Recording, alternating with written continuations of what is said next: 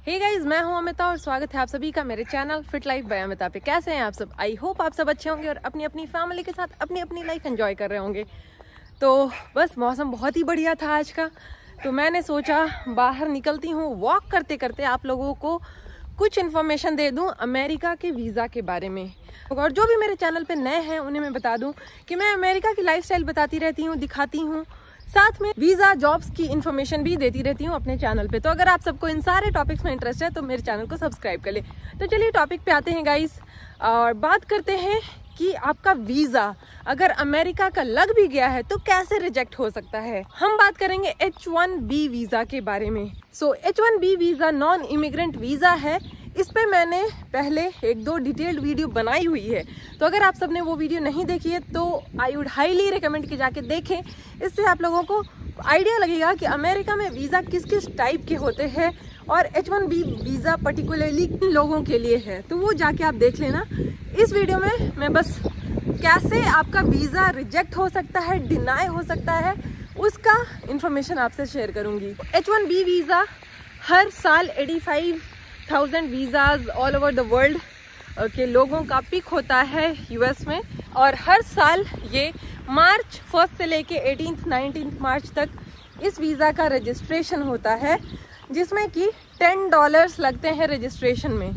तो पिछले साल 4 लाख के अप्रॉक्स रजिस्ट्रेशन हुआ था, और इस साल H1B वीज़ा के रजिस्ट्रेशन का जो नंबर है वो बढ़ के हो गया 7.758 लाख के अराउंड, और जिसकी वजह से USCIS जो कि अमेरिका का वीज़ा वगैरह सारी चीज़ें देखता है, यहाँ आप समझ लीजिए गवर्नमेंट इंस्टीट्यूशन है अमेरिका का, उसको शक हुआ कि भाई नंबर्स जो है इतने ज़्यादा कैसे बढ़ सकते हैं।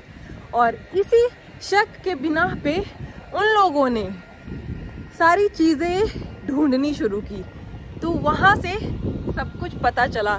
तो प्रॉब्लम ये है गाइस कि क्योंकि H1B का जो रजिस्ट्रेशन होता है, पहला स्टेप है वो, उसमें सिर्फ और सिर्फ $10 लगते हैं, और उस $10 से कोई भी फाइल कर सकता है एम्प्लॉयर किसी के लिए भी।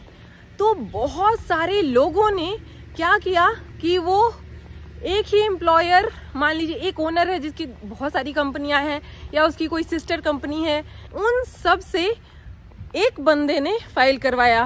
Basically multiple filing. जी हाँ दोस्तों, मल्टीपल फाइलिंग मतलब आप अपना H1B लॉटरी में पिक होने का प्रोबेबिलिटी बढ़ाने के लिए आप मल्टीपल फाइलिंग कराते हो बहुत सारे एम्प्लॉयर्स से। तो इसका सीधा सीधा ये मतलब निकलता है कि जितना ज़्यादा आपका रजिस्ट्रेशन होगा, जितनी डिफरेंट एम्प्लॉयर्स के साथ आपका रजिस्ट्रेशन होगा, आपका लॉटरी में पिक होने का प्रोबेबिलिटी उतना बढ़ जाता है। तो जो भी लोग नहीं जानते उन्हें बता दूं, रजिस्ट्रेशन के बाद H1B वीज़ा का लॉटरी निकलता है, क्योंकि सिर्फ 85,000 लोगों को ही H1B वीज़ा मिलता है, और जो रजिस्ट्रेशन होता है वो 3 लाख, 4 लाख, 5 लाख, और इस साल तो खैर अप्रॉक्सीमेटली क्लोज टू 8 लाख के बराबर हो गया था।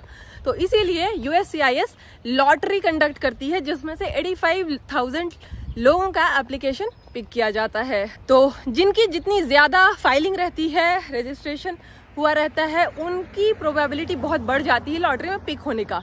इसी का लोगों ने गलत फ़ायदा उठाना शुरू कर दिया, और कई सारे जगहों से उन्होंने फाइल कराना शुरू कर दिया, क्योंकि सिर्फ $10 लग रहे थे। और सबसे बड़ी बात है गाइस कि USCIS ने लास्ट ईयर वालों को भी, जिनकी मल्टीपल फाइलिंग्स थी, उनमें से कई सारे लोगों का वीज़ा इस साल रिजेक्ट किया। यानी कि उन लोगों का लास्ट ईयर अप्रूव हो गया, उसके बाद वो लोग काम भी करना शुरू कर दिए, और काम करने के बाद भी उनका डिनाइल अब जाके आया है।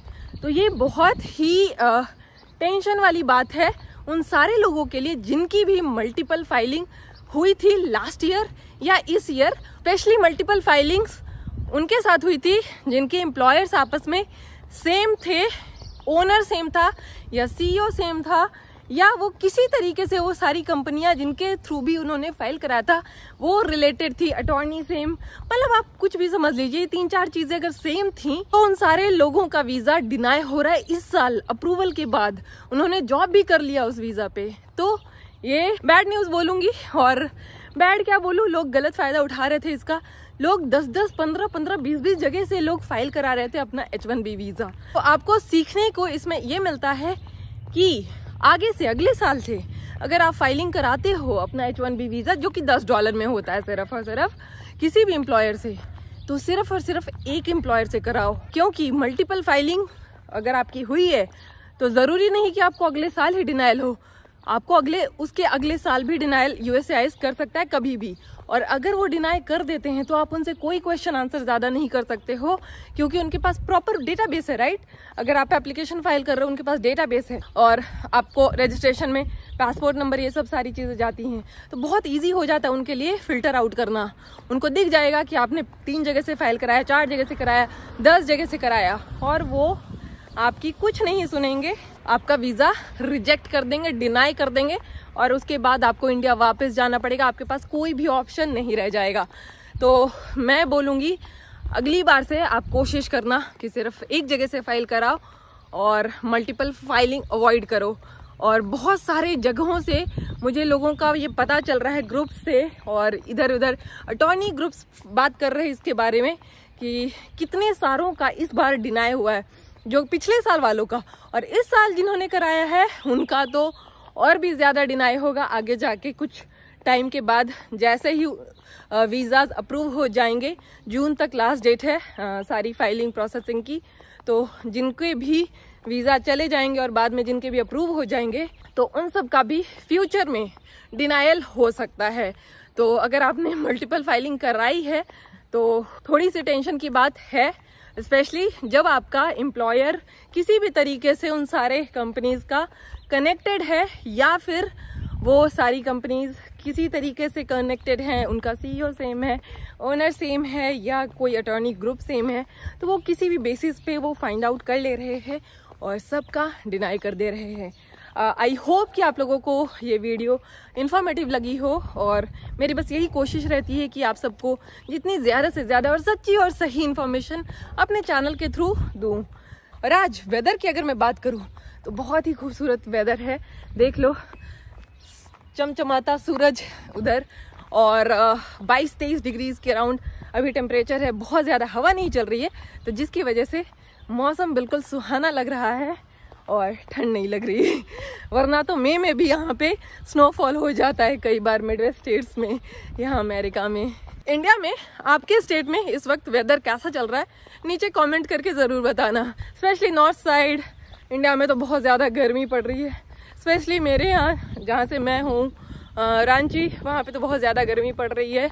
तो ऑलराइट, मिलती हूँ आप सबको अगले वीडियो में, तब तक के लिए stay happy, stay fit, bye bye.